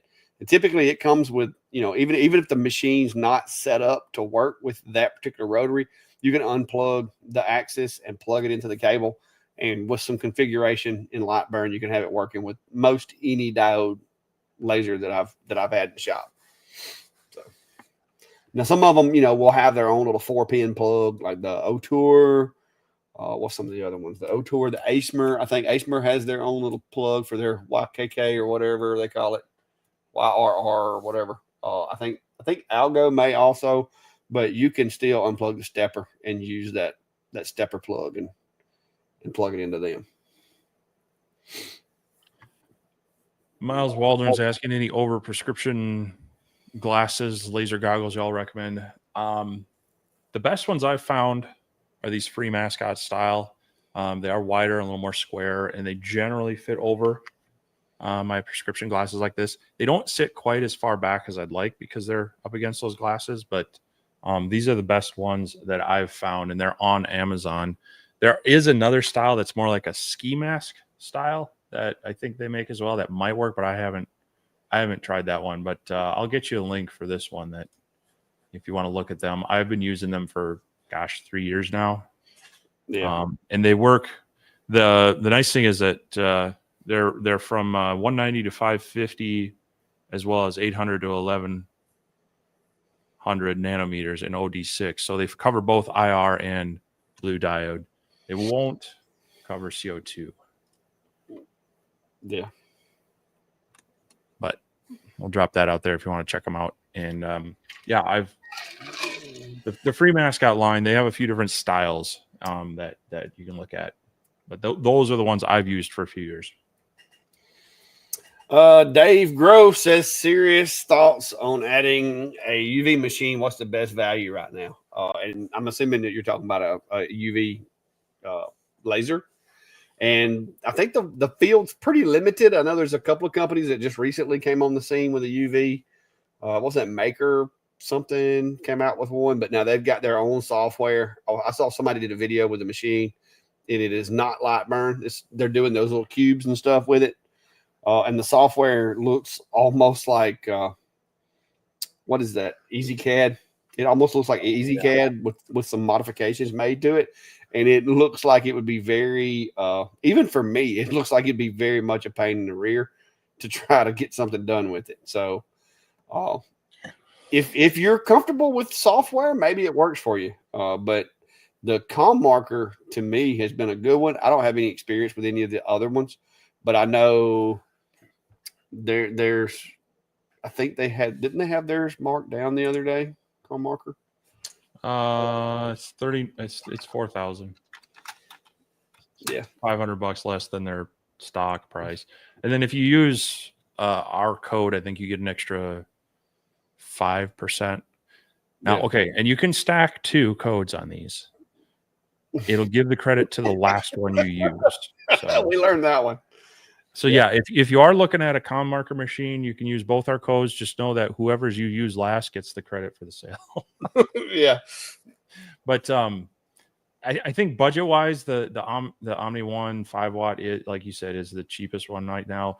Thunder has some that are a little more commercial and they have enclosures on it. Haoshin has some open frame ones, but I know other makers or companies are coming out with them again this fall. So you're going to start seeing a few more on the market from some of the other brands.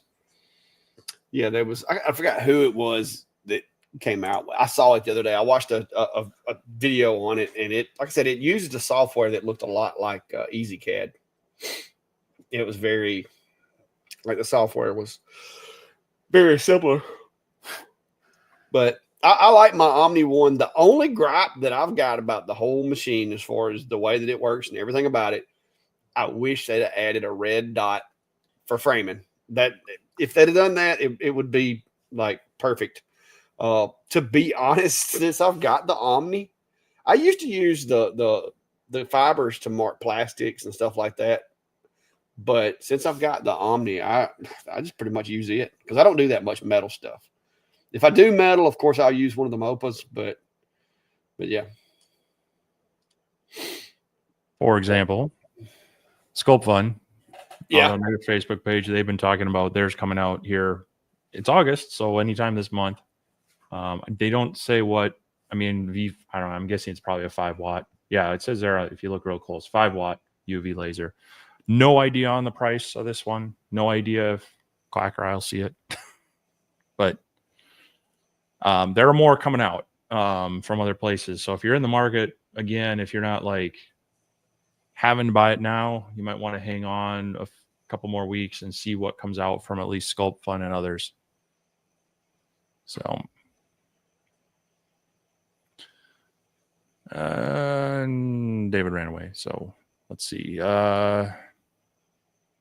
AGT Restorer, how do you know if the hot end and Bamboo A1 printer is bad? My prints have a fuzzy look to them. Tried 2 machines and different PL. They look the same. Any ideas? Sometimes if they're fuzzy, it can be that you need to dry your filament. That's the first thing I would look at that. If you're getting little like almost bubbles or a lot of extra little stringing thing, that can be more of the filament being wet than the end.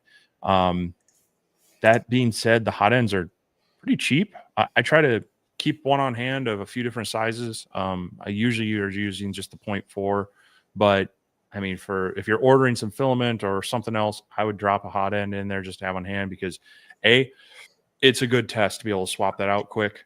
B, if you ever have one of the mistakes that both Clack and I have had with our printers, it's nice to be able to get everything else cleaned up and maybe just swap that out. But if you're getting fuzzy prints, first thing I would do is look at trying to dry out your filament. I still haven't got around to making me a display for this. Not. It's like a trophy, man. That's like the worst 3D printing mistake I've had. It's something. I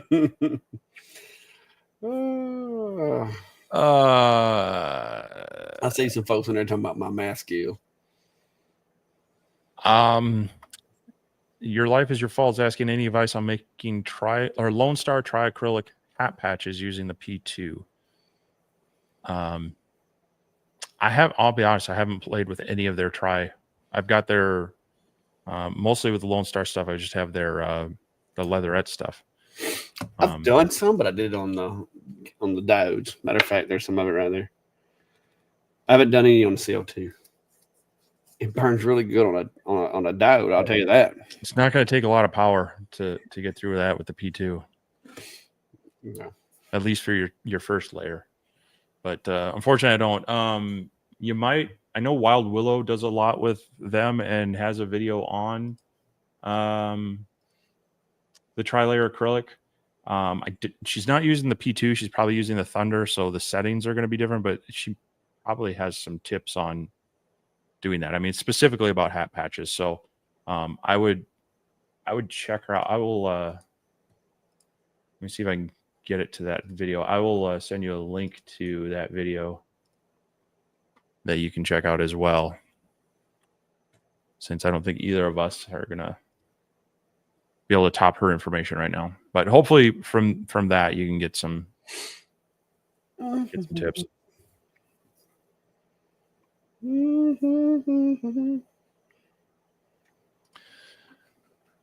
Barbara Ivy says, just ordered an S1 to add variety to my husband's chainsaw carving business. That's cool. Was wondering about the portability of taking into events also, or better just to take custom orders from pieces. So anytime you can engrave on site and customize it to the customer's needs is going to be better. The S1, if you don't have the riser, it's not too bad to move around. Once you add the riser, it gets a little bit heavier and a little more unwieldy because the doors are magnetic and things start moving around a little bit easier. But I've moved it from my basement back out to this shop a few times. So if you've got your shop is like on the same floor and you can load it in your vehicle, it's not going to be bad. I would just maybe try to make sure you have it so that the gantry is not going to slide around on itself. So maybe if you've got some of the packing foam or something just on the trip, with any laser, I try to make sure that it's secured in a way that that's not going to slide around on you. But other than that, the biggest thing would be to check with your event to make sure that they're not concerned with, the smoke and the vapors or anything, that maybe you've got an exhaust plan, and that they don't have any other concerns with you running a laser at the event. But then also just keep in mind the people's safety and whatnot. The S1 is a pretty good one because it's got that lid that's not going to let you operate it without it down. But any other thoughts on that? Yeah, like you said, it depends on what you're wanting to get from it. I like my S1. The S1 is a very, I wasn't crazy about that little pin when I first got it because I was a light burn fanatic. But, year or so later, using that little pin, it is very accurate. It would be something good to use, but like you said, without the riser, you're limited on the thickness of the pieces. So that would be something you need to figure out. Now, I'm not saying you couldn't take a couple of sawhorses and get creative with it, but it would be you'd have to engineer something if he's doing chainsaw carving and it's a thick piece. It would be a little tough. Yeah, but I don't know if they have the riser or not. I just know that when you add the riser, it gets a little less portable as one person. It adds a little weight to it, and it makes it a little more bulky to try to move around. And then you got to worry about dropping the thing because the S1 actually it bolts together. It's the P2 that I'm thinking about that you can drop it. I think the S1 actually screws together, so I don't think it's as bad to drop. But no, I think if you can and figure out a way that you can transport it easily, it's a great idea. Just make sure the venue's okay with it. Yeah. If you get your hands on one of these, what is it? The smoke eater, the really big one, that thing works good so far. Yeah, the AP2. Yeah, it's pretty decent. Okay, now I feel like I get caught back up, but yeah, Brett. Everything that I try to engrave, like I do a lot of stuff that's black, and the little UV light does not show up well on black. I've looked at trying to get some because we use fingerprint powder that is fluorescent, and I've thought about using some fluorescent fingerprint powder, but that stuff's hard to get off. Like once you get it on there, it's so fine that it's like you have a hard time getting it off of anything. But so far, I've just managed with the little piece of material.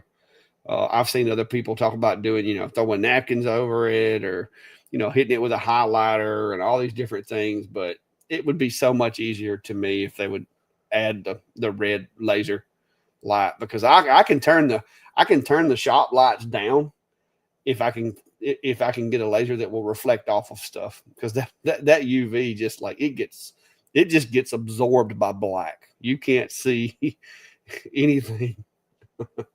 So, and that makes me nervous when I'm doing a $300 fishing reel with a name on it or something, and I can't see exactly where it's going because I can't hold the panel down because like you're down inside a hole and you can't get that little panel to exactly where it's at. It's a bit of a challenge.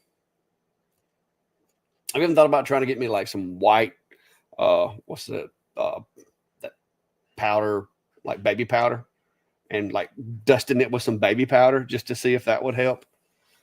But yeah, there was something that Michael from Laser Engraving 911 used similar to that. And if it was on a critical item, that'd probably be worth it. But yeah, it's like yesterday when I was doing those pens, the further away that paddle is, you want to get it right on there, but you also, depending on your setup and your jig, you don't want to bump your work. Yeah. So it's just something to get used to. It'd be nice to have a better way.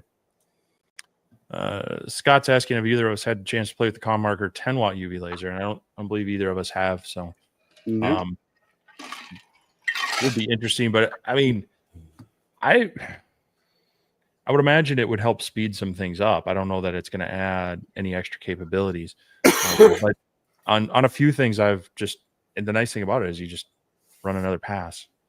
Well, and that's one of the things that I like about it is most things I do have to run 2 or 3 passes, but you don't have to worry about cutting a hole through it. With the 60 watt MOPA over here, depending on what you're doing, you can either especially if it's an unknown material, so to speak, like it's something that you don't have the settings for. You got to be careful, because if you hit it too hard, you're gonna melt it or burn it too much. So with the Omni, it's just kind of like easy, steady as you go. And like I said, you set that thing 3 or 4. I say here, as I hit my pedal, look at it. Okay, these will be a little darker. Hit my pedal, look at it. After about 3 good steps on the pedal, it's good to go. So I do like that part of it being more delicate. It's kind of like a scalpel as opposed to a chainsaw. It just that's the part I like about it. I can't say that a 10 watt wouldn't be the same way, but I'm really okay so far with the 5. I mean, I haven't ran into any big situations to where. Now, when I was doing those tags and stuff, a 10 watt would have been handy because it would have cut my engrave time down. But the engrave time still, for what I was getting out of the projects, the engrave time wasn't terrible. Because with plastics and stuff and acrylics, you're only marking the surface. It's not like it takes a whole lot of time.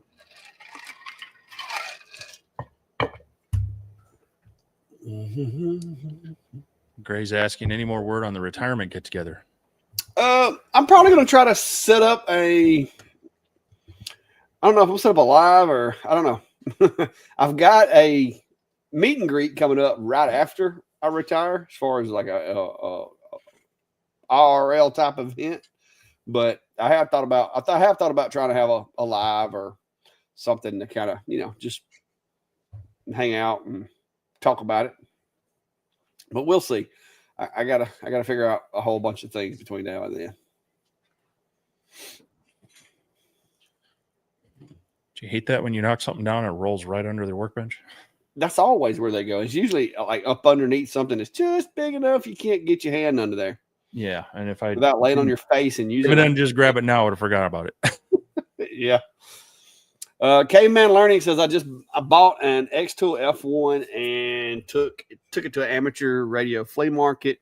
They love customized everything with their call sign. Oh yeah, yeah. That was back in the day. I can remember when I was into CB radios and so forth.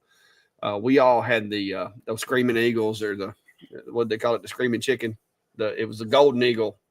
Like you had the Golden Eagle and the Silver Eagle stand up microphones that everybody liked, and on the back of them they had a metal plate. And I know that a lot of guys that like took their plates off of their mics and took them to, like, back then you had to take them to like a jewelry store to where they could engrave them with a rotary engraver.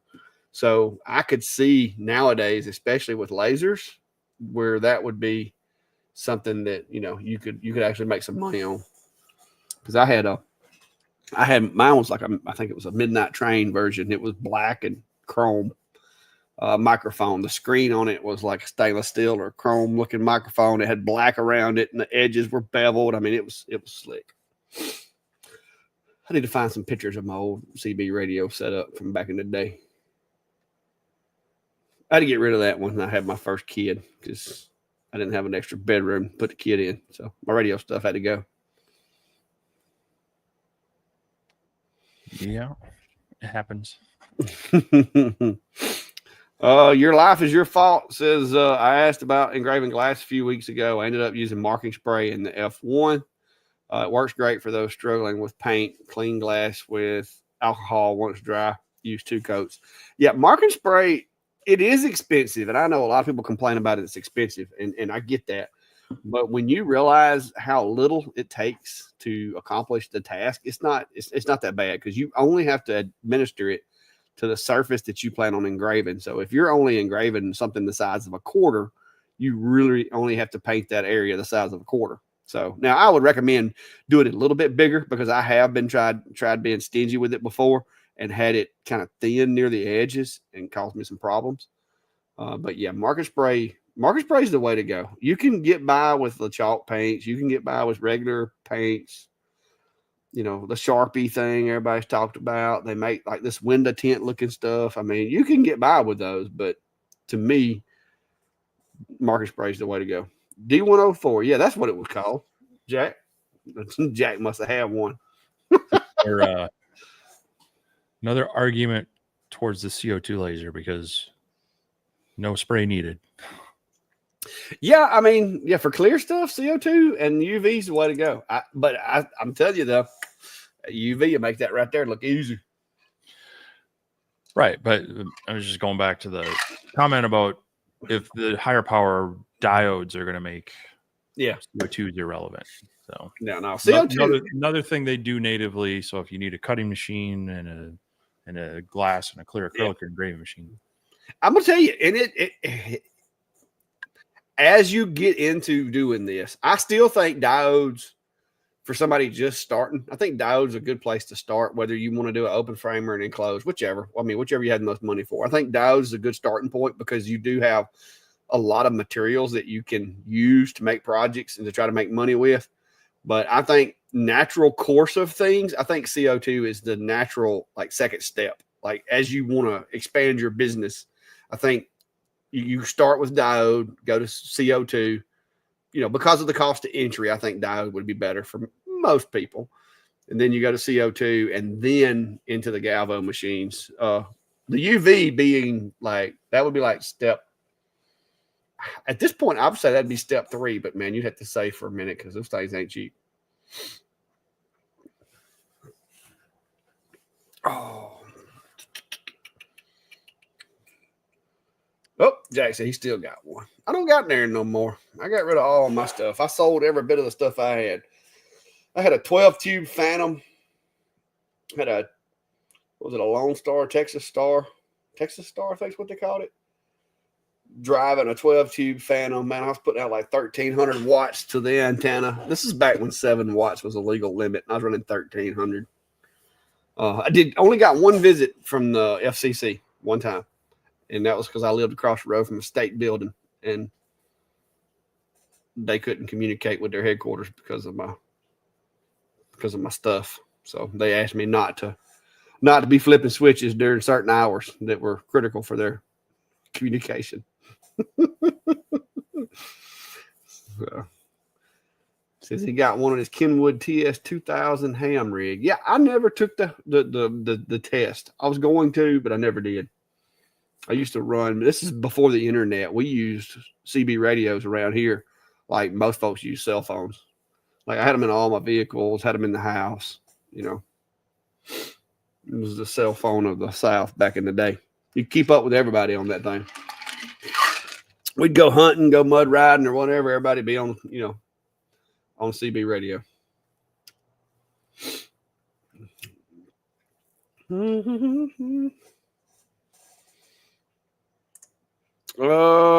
Your life is your fault. Since I was doing wine glasses, so the P2 was a no for me. Took the job like 24 hours to figure it out, 2 extras, and I had never done glass. Yeah, the P2, and maybe I'm just, I don't know, maybe I'm just special. But I can't stand the way the P2 does rotary stuff. It's just, I don't ask me why, but I can't do it. The S1, great. The F1 Ultra, great. The P2, I just can't. I did tumblers on my D1. Like I did probably 1,000 tumblers on my D1 back in the day. I can't do them on the P2. I want to get Steve to do it and show me how to do it because it's a pain. I haven't even put the riser on my P2. So really, I've got the riser on mine. Mine's over there. I haven't needed it yet. It's over yonder. I've tried doing tumblers like 3 times with it, and I get so frustrated that I just quit. And I go over there and use my S1, or I use my Atom Stack, or I was using the Rolly, but the Rolly has gotten exiled temporarily to the attic over there because it just got outpowered. Yep, power and working area. Yep, because I've got my X40 Max over here and my A70 Pro, and they can do anything that it could do, technically. So I've got it still, and if I ever get enough room, I plan on putting it back down on the main line. But right now, it's just kind of up there as a backup. All right, guys, it's been an hour 43 minutes. So if you haven't already, go check out the Laser Engraver community page. Haven't been as much going on in there lately as there has in the past, but we keep it pretty busy in there. And also we have the map. I will say too, as retirement gets close and as we start planning our trips on places that we may go in the future, that map that we have that Steve so graciously made us and put in our group, it's pretty cool because you can go on there and see where everybody's at. And so if you're not on the map, then add your name to the map also.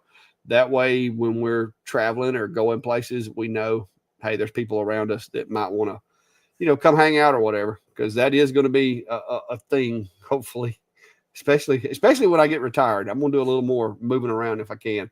Right now, I don't have any events planned on going out of state except for I'm about 85% sure I'm going to try to go back to CES this year. And I think me and Steve are on the same page. I don't know that it's not a done deal, but we really heavily leaning towards wanting to try to go back if possible to CES this year because it was kind of fun last year. I kind of like the one that Cody and all of them was at. Was it last week or week before last, whatever? That one seemed pretty cool. But I think CES is just covers more of a broad area of what we're into. Yeah. I think. Yeah, it does. Plus, with my day job, it leans into that as well. So, yeah. But we'll see. You just never know. I hope LBX is like usually an every other year thing, so it probably won't be next year. I hope they continue to bounce it around a little bit. Just New York City wasn't in the cards for me that time. Yeah.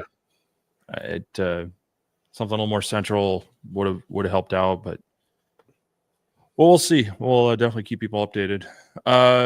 Jerry Richmond's commenting, I was reading recently that almost all glued plywoods have glue in them that contains embedded formaldehyde, which is freely released when heated. Do you have a source for wood with at least CH2O?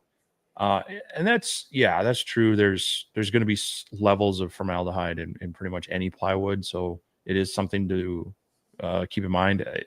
Things like MDF, it's even worse. I know they try to reduce that, but so it's something to look at. One that's maybe a little more widely available is I believe Columbia Forest Products has their Pure Bond, and Home Depot stocks some of it, or they can special order it. They have less formaldehyde in them. They try to use more soy-based products and such, so that might help you out there. But yeah, I would probably talk with, if you have a local hardwood dealer or like a cabinet supplier that deals in a variety of plywood, they might be able to help you dial in something that might meet lower formaldehyde levels and also be more laser appropriate if that's what you're looking for. But definitely something to consider. And again, something when looking at any material lasering, there are dangers to those fumes, and also those fumes don't go away just when, I mean, you vent them outside. You got to be mindful of your neighbors and, you know, the outdoors as well. So Thor's asking, what state is Steve from? He is from Southern Canada, technically. They call it Minnesota, but he's technically Southern Canada. Or actually, it's kind of Central Canada, technically. not that they're doing well, but maybe this will help. Yeah, no, I'm in Minnesota, the Great White North. Yeah. Jim Collins says, newbie here, bought an ASMR, got it working. Next day, it stopped. A little research found out it's not reading the first line. Not sure I'm following.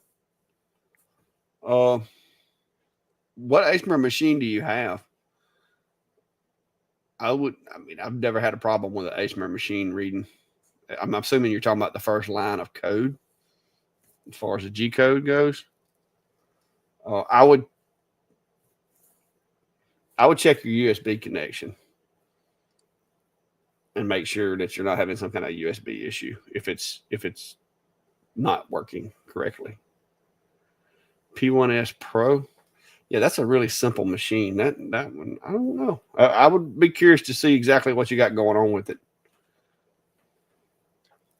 P1S. And what software are you running with it? It's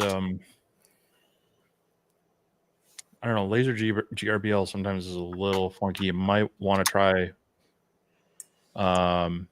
you can download a 30-day free trial of Lightburn to see if the software is giving you problems by, you know, just loading it in there quick. Not sure if you're using Lightburn already or not. Yeah, I would, if you are using Lightburn, I would probably make sure you re-download, was it the CH340? I think that one uses the CH340 driver also. Make sure you've installed that CH340 driver. A lot of times, some of the machines, they'll send it to you. Some of the machines, they won't. It's pretty much a generic driver across most of these lasers that we're using as far as the diodes goes. And if you don't remember installing it, I would reinstall it just to be sure. Also, check your baud rate. Most of these machines now, the baud rate on them is really high. Like back early on, it was substantially slower. Says it sees it, but it won't send info. Yeah, sounds like it could be a driver or the baud rate. It's gotten mixed up. Also, check your USB cable. If you're not using the one that came with it, make sure that you don't have a problem with your USB. And I'm going to be honest with you, sometimes you can get a brand new USB cable because those little things are cheap and it have an issue. So, but yeah, the P1S, that's a very simple little machine. There's not a whole lot can go wrong with that thing because it's literally steppers, controller, limit switches, and module. I mean, there's nothing fancy about that one.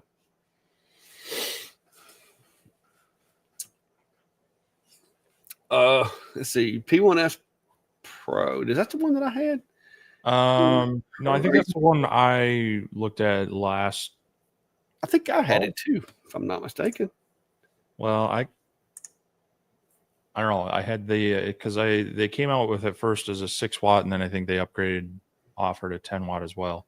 Yeah, I've got a folder on it, so I've had one. I'm pretty sure I have.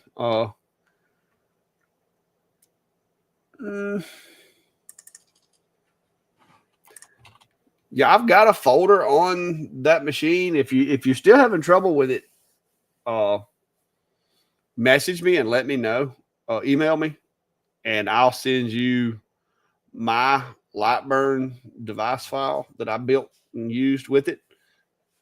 You can try installing it from that just to make sure there's not some kind of a setting in there that's messed up with it.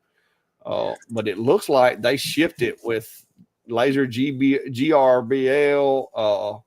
It's got Lightburn on the thumb drive that came with it, as well as that MKS laser tool.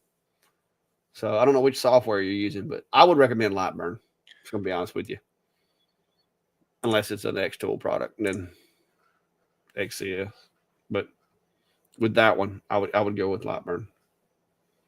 But if you keep having problems with it, email me and I'll send you my P1S files that I have, because I keep a folder on like all of the machines that I try out. I keep a folder on them so that I've got like setup files and everything.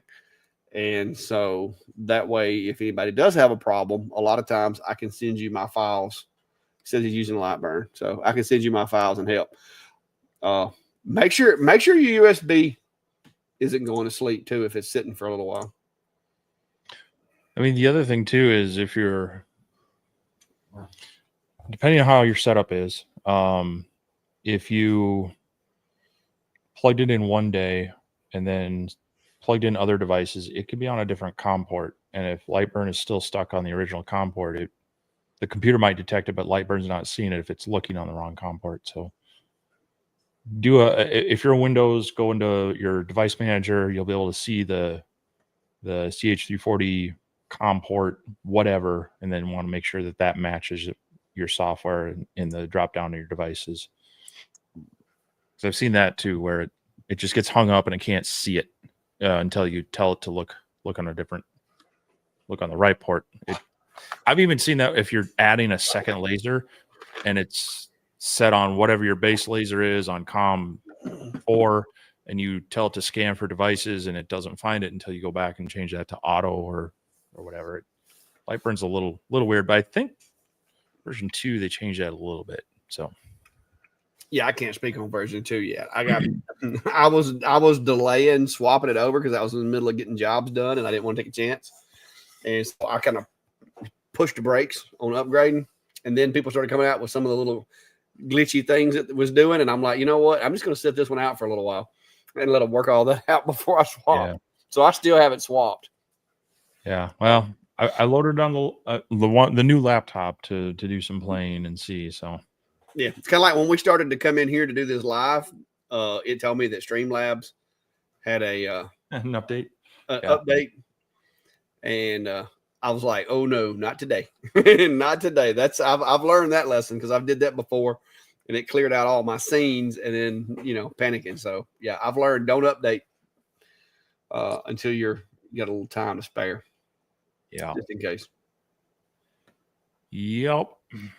Thor said he's glad we do this live weekly. Well, we appreciate that. We glad y'all come and sit and listen to this live weekly, because if it was just me and Steve, we can do that, without all you guys. But we do enjoy having questions and being able to help guys out with problems. We can't always fix them. If we can, we do like to do that. So yeah, we appreciate y'all because y'all bring the subject matter. We just talk about it.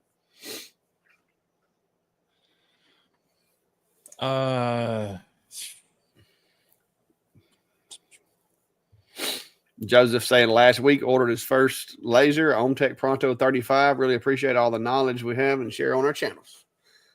Yeah, I haven't tried the Pronto 35. You've got, what's that machine that you've got?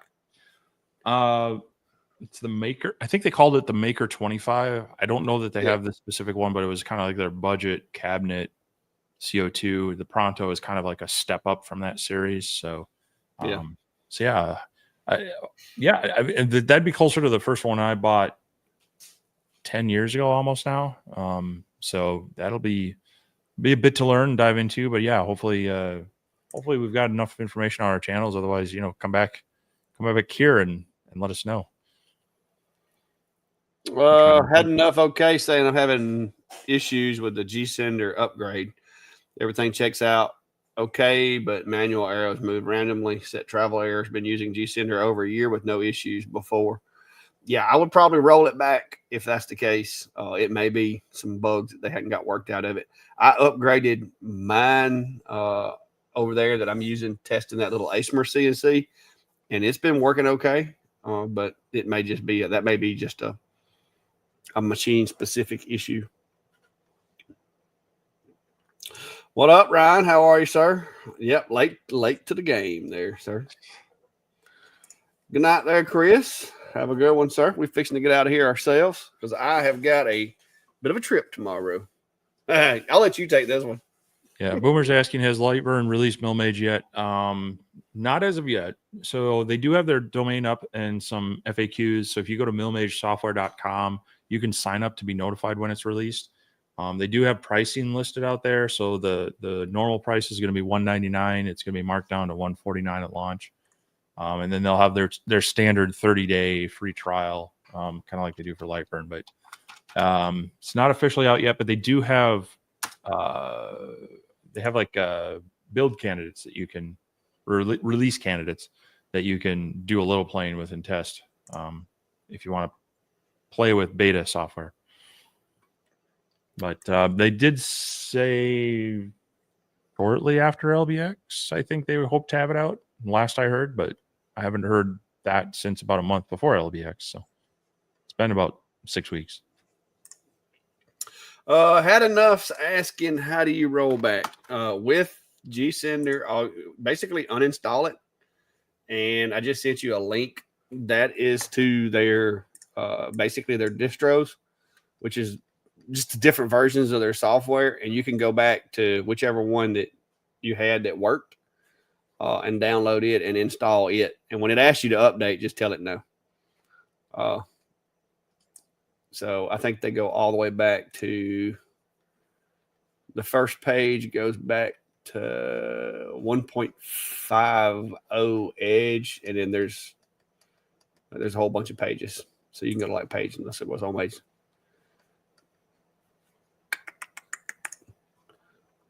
Yeah, it goes all the way back. I see version 1.4.1. So yeah, you can go on back a little bit with it to get rid of the newer, because I think the one that you're talking about that's giving you the problems is the one where they just updated it, where they added like dark mode and all that. Because that's the version I've got on my machine. I can't remember which one it is. Because they just updated it the other day, and I logged it in my computer, and it made me update it, or it didn't make me. It asked me to, and I did. But I haven't had any problems with it. So maybe you just need to grab you one of those older downloads and try it and see if that fixes your problem. They said 1.49 worked well. So yeah, just go grab you whatever version that you said you liked, or back up one from what's the current one, and go from there. Cool. Well, we're about less than a minute away from our 2-hour mark. So any last comments, thoughts, questions? Well, no. Biscuit is over there currently eating some cat food. Well, hang on. It's a nice table you got there. Yeah, he's over there. He is over there partaking of some cat food right now. Since he's came to live here, my cat food bill has tripled, because him by himself eats more than all three of the cats combined. So, yeah, but that's what he's over there doing right now. He don't like dog food. He likes cat food.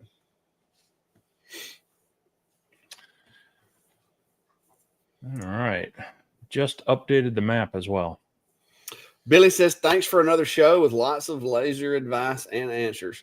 Yeah, we give you lots of advice and we give you lots of answers. We hope that they're typically correct.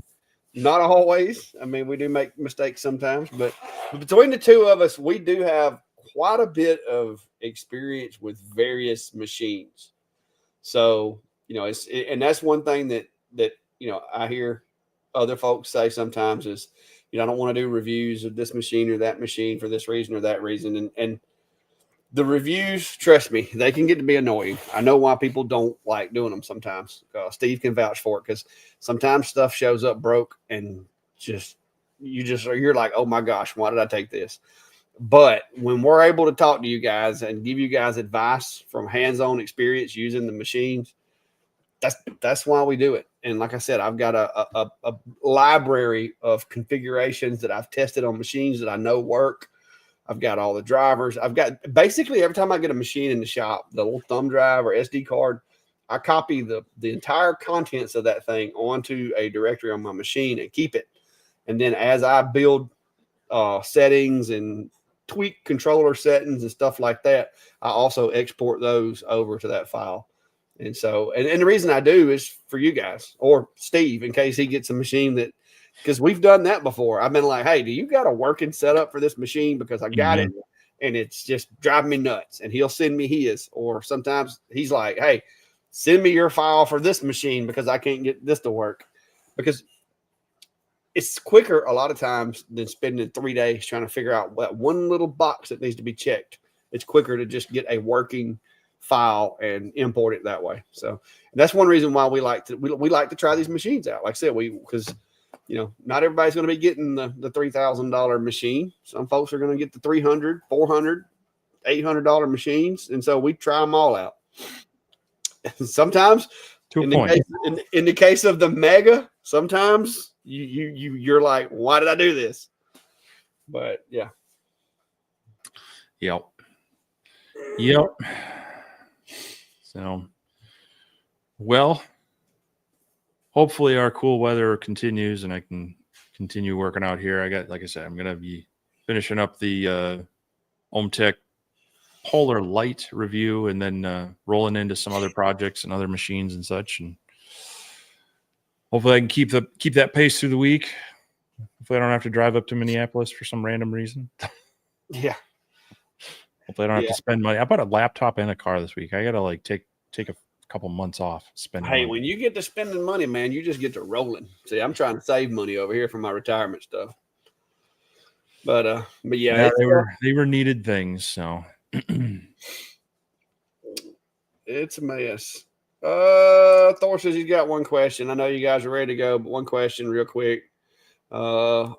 Do you know how to tell the difference between hard maple and regular? Brother has some in the kiln. We're not sure which. I'm gonna be honest with you. I don't know what every piece of maple I've ever milled or had was hard. Okay. I don't exactly know what soft maple is. I've seen people say soft maple, and unless they're talking about like spalted, where it's got just a little bit of sponge in it, or maybe I don't know.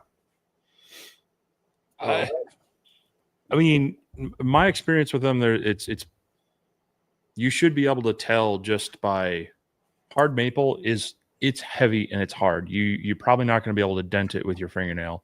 If you can push your fingernail into it and it kind of leaves a dent and stays, you're probably dealing with soft maple. But if you had them side by side, just their density and their weight, it's pretty obvious between those two.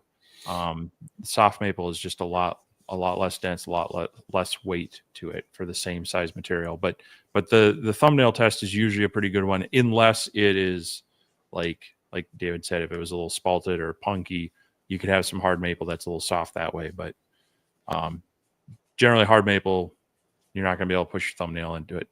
That's the best thing I can tell you to do.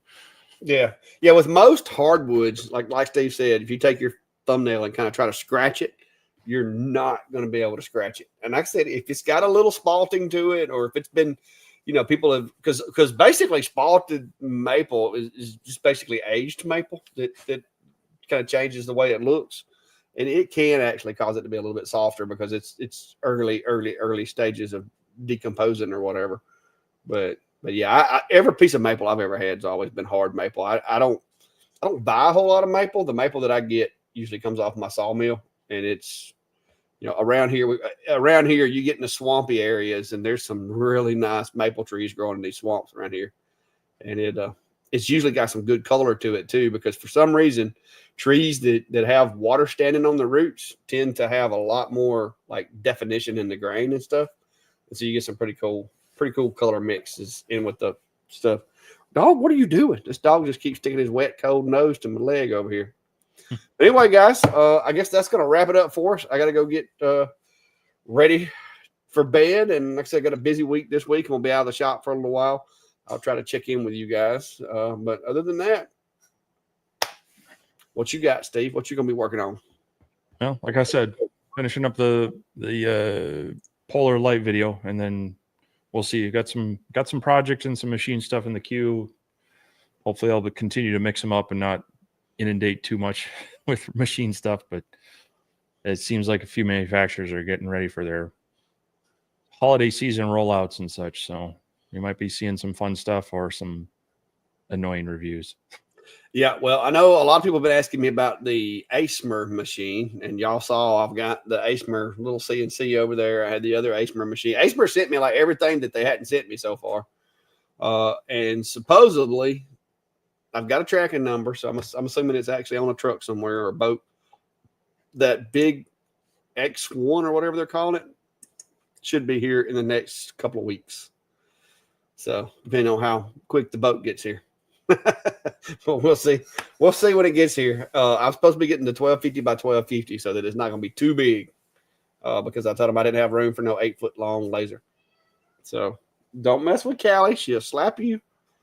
Biscuit walked over there like he was going to try to pet Callie. But anyway, guys, that's all I got. We'll see you guys next week. Stay tuned. Same channels and same time. We'll be around. See you, Ron. There it is.